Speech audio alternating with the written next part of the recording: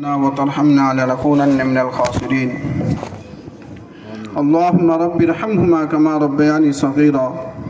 لا إله إلا أنت سبحانك إني كنت من الظالمين. اللهم اغفر وارحم وأنت خير الراحمين.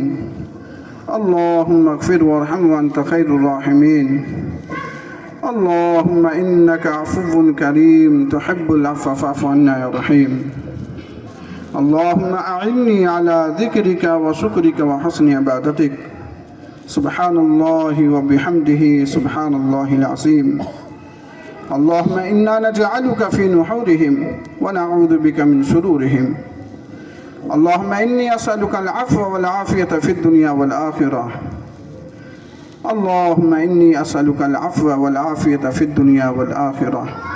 اللهم إني أسألك علما نافعا وعملا صالحا ورزقا واسعا وشفاء من كل داء.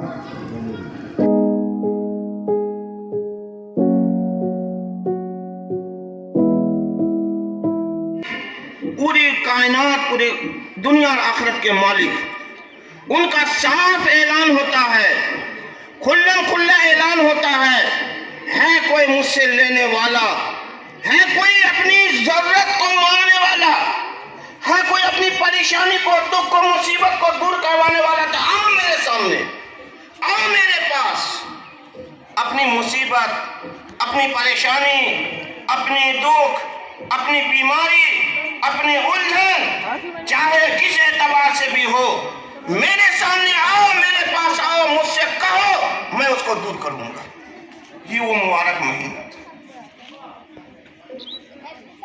یہ مبارک مہینہ ہم سے رخصت ہو گیا۔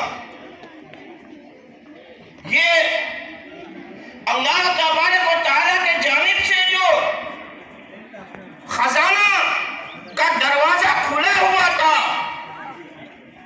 اتنا مبارک مہینہ ہمارے درمیان سے رخصت ہو گیا۔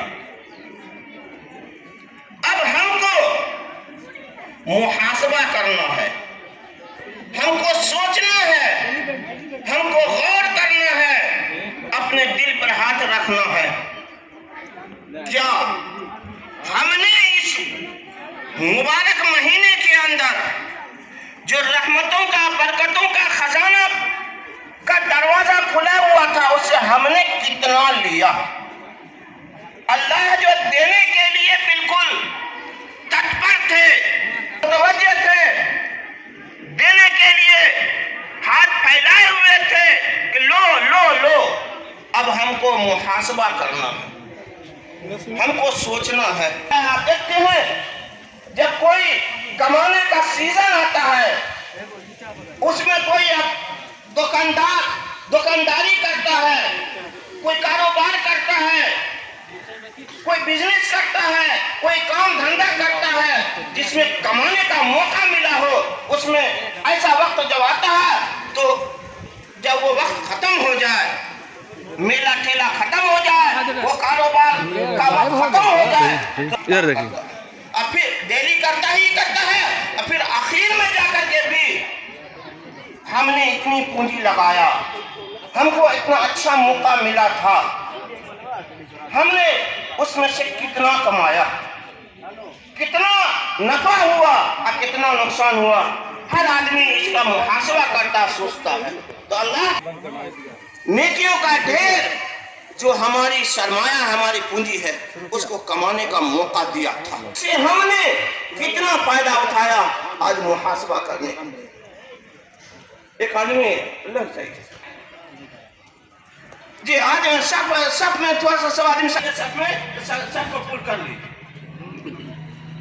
کر رہے تھے، جن کاموں میں ہم مشغول تھے، جس نافرمانی میں، اللہ کی ناراضگی میں منہمک تھے، اسی طریقے سے اگر ہم نے رمضان کو بھی گزار لیا، اپنی مغفرت نہیں کروا سکے، اپنی بخشش نہیں کروا سکے، اپنے لیے درجات کو بلند نہیں کروا سکے، اپنے اللہ کو، اپنے آقا کو راضی نہیں کروا سکے، تو پھر ایسے شخص ندامت اور شرمندگی کے ساتھ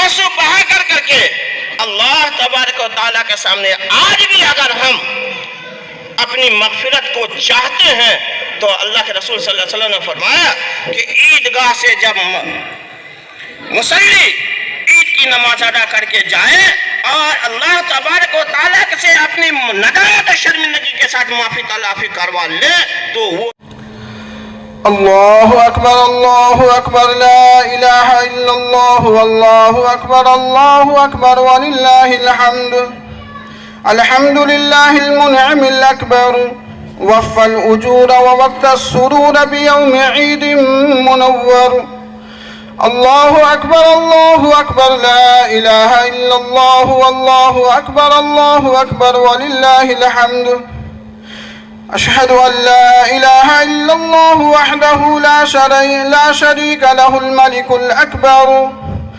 الله أكبر لا إله إلا الله والله أكبر ولله الحمد وأشهد أن سيدنا ومولانا محمدا عبده ورسوله الشافع يوم المحشر الله أكبر لا إله إلا الله والله أكبر ولله الحمد صلى الله عليه وعلى آله وأصحابه ومن زكى نفسه وطهر الله أكبر لا إله إلا الله والله أكبر ولله الحمد أما بعد فيا معشر الإخوان قال نبينا صلى الله عليه وسلم إن لكل قوم عيدا وهذا عيدنا الله أكبر لا إله إلا الله والله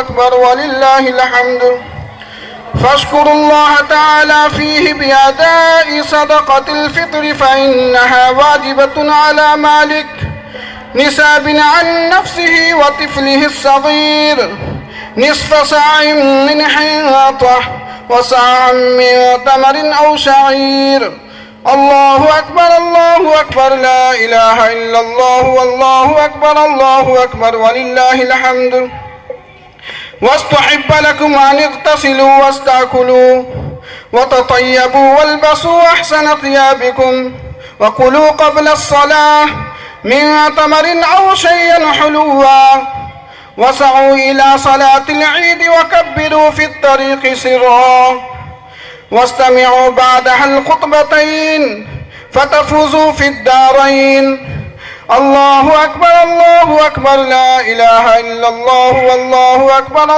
أكبر ولله الحمد أعوذ بالله من الشيطان الرجيم يريد الله بكم اليسر ولا يريد بكم العسر ولتكملوا العدة ولتكبروا الله على ما هداكم ولعلكم تشكرون بارك الله لنا ولكم في القرآن العظيم ونفعنا وإياكم بالآيات والذكر الحكيم إنه تعالى جواد كريم ملك بر رؤوف رحيم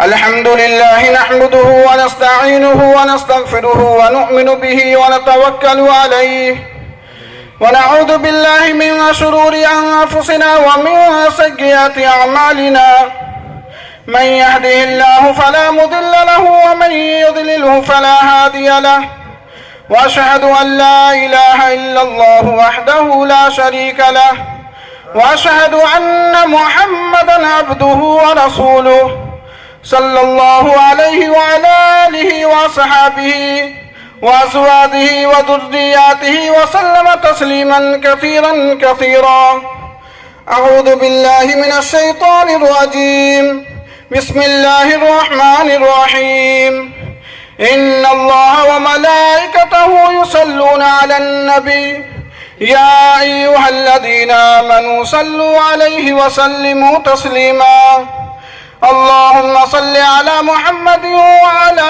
آل محمد بعدد ما صلى وصام وصل على محمد وعلى آل محمد بعدد ما قعد وقام وصلى الله عليه وعلى آله وصحابه وأزواجه وسلم تسليما كثيرا أما بعد، فيا معشر الإخوان، إن لكم معالم فانتهوا إلى معالمكم. وصلى الله عليه وعلى آله وصحبه وسلم تسليما كثيرا كثيرا. فإن الإخوان الشيطان، أعوذ بالله من الشيطان الرجيم، إن الله وملائكته يصلون على النبي يا أيها الذين آمنوا صلوا عليه وسلموا تسليما. بارك الله لنا ولكم في القرآن العظيم، ونفعنا وإياكم بالآيات والذكر الحكيم. اللهم اغفر لي ولوالدي ولجميع المؤمنين والمؤمنات والمسلمين والمسلمات الأحياء منهم والأموات، إنك سميع قريب مجيب الدعوات. اللهم انصر من نصر دين محمد صلى الله عليه وسلم واجعلنا منهم، واخذل من خذل دين محمد صلى الله عليه وسلم ولا تجعلنا منهم.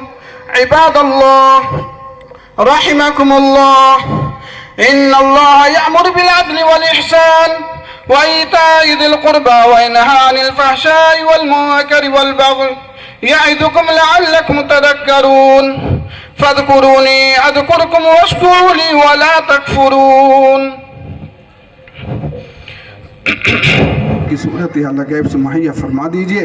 یا اللہ مسجد کا کام چل رہا ہے، یا اللہ مسجد کا کام چل رہا ہے، یا اللہ بغیر چھت کے یا اللہ ابھی ہم لوگوں نے نماز ادا کی ہے. یا اللہ اس مسجد کے کام کو یا اللہ پائے تکمیل تک یا اللہ پہنچا دیجئے، اور یا اللہ پائے تکمیل تک یہ کام پہنچ جائے، اس کے اسباب پیدا فرما دیجئے. یا اللہ جو لوگ اس میں لگے ہوئے ہیں، ہمارے بڑے چھوٹے، ہمارے گاؤں کے جتنے بھی لوگ اس مسجد کے بارے میں فکر مند ہیں، یا اللہ ان لوگوں کو صحت و تندرستی عطا فرما دیجئے. یا اللہ ان لوگوں کو صحت و تندرستی عطا فرما دیجئے. یا اللہ ان لوگوں کے یا اللہ نیت کو یا اللہ نیت کے اندر اخلاص پیدا فرما دیجئے، اور یا اللہ ان لوگوں کے بہت قبول عطا فرما لیجئے. یا اللہ ان لوگوں کے مال کو بہت قبول عطا فرما لیجئے. اللہ ان لوگوں کے محنت کو قبول عطا فرما لیجئے، اور نجات کا ذریعہ بنا دیجئے. مولا نجات کا ذریعہ بنا دیجئے. مولا ہم تمام لوگوں سے آپ راضی ہو جائیے. یا اللہ روزہ رکھنے کا مقصد، یا اللہ ہر عبادت کرنے کا مقصد یا اللہ آپ کو راضی کرنا ہے. آپ راضی ہو جائیں گے یا اللہ تو ہم کامیاب ہو جائیں گے. مولا یا اللہ ہم تمام لوگوں سے آپ راضی ہو جائیے.